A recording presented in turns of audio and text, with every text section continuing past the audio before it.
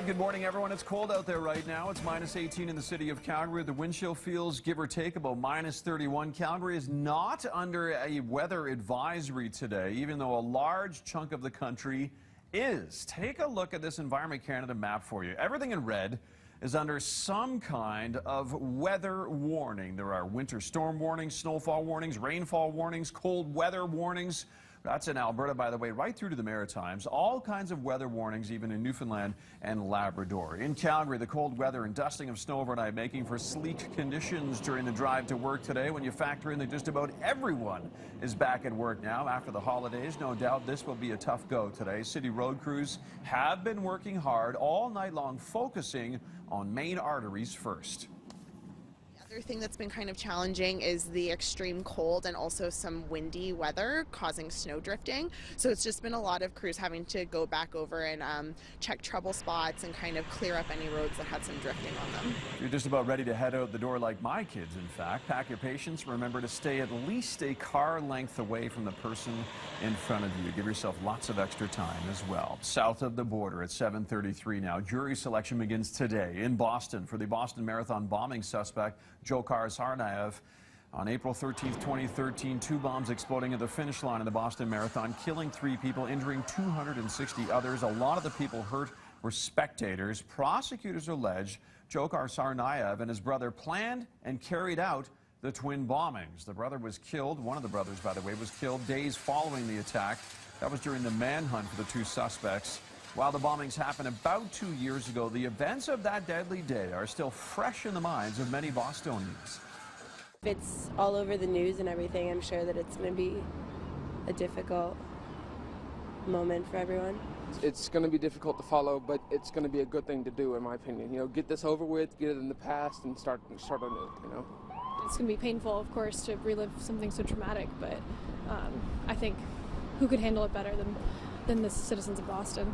Dzhokhar Tsarnaev has pleaded not guilty, by the way, to all of the charges he's facing. He could get the death penalty if he's convicted. Founder of Facebook wants to read more real books this year, and he's asking you to join him. Mark Zuckerberg says he plans to read a book every 2 weeks in 2015. And to get others involved, he's launching a book club on Facebook. Users can visit the Facebook page called A Year of Books to see what Mark Zuckerberg is reading at any given time. You can even post discussions about the books and offer suggestions for future titles. The first book of the year is The End of Power.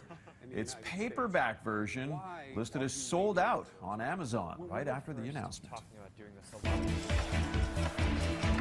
7:35, time to focus on business. Richard Southern joining us now. Richard, new numbers are out showing that shoplifting is on the rise. Ted, you and I wouldn't dream of it, and I know our BT Calgary audience wouldn't think of such a thing, but yeah, apparently there is more than a few shoplifters among us. Forum Research asked Canadians, have you ever shoplifted? 15% said yes. Shoplifting more prevalent among those under the age of 34. 1 in 5 millennials said, yeah, I've used a 5-finger discount. Only 5% of seniors admitted to retail theft. Of course, shoplifting costs all of us money. In fact, it's estimated that North American businesses will lose $40 billion this year to retail theft, and a lot of that cost passed along to us consumers.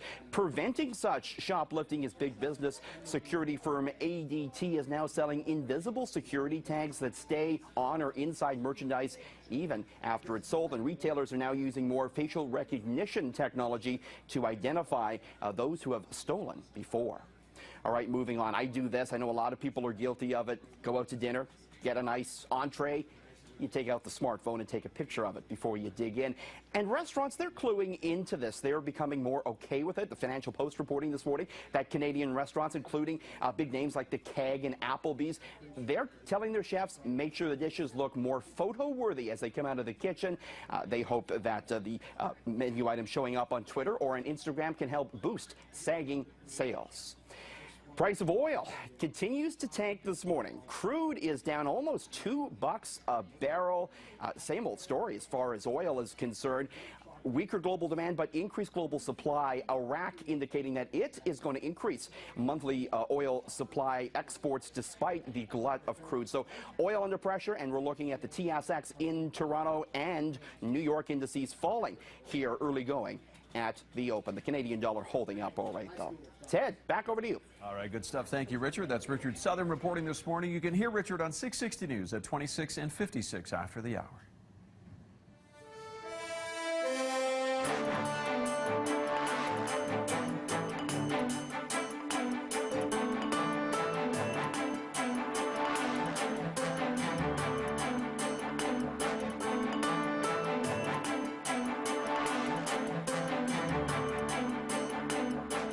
This market report is brought to you by RRP, Rapid Response Project, leaders in engineering, procurement, and construction management. RRP, accredited consulting engineers, dedicated to delivering excellence and innovation. And that's your news to 7:38. Still a cold, -18 air temperature-wise at the airport. Heading back to Charles.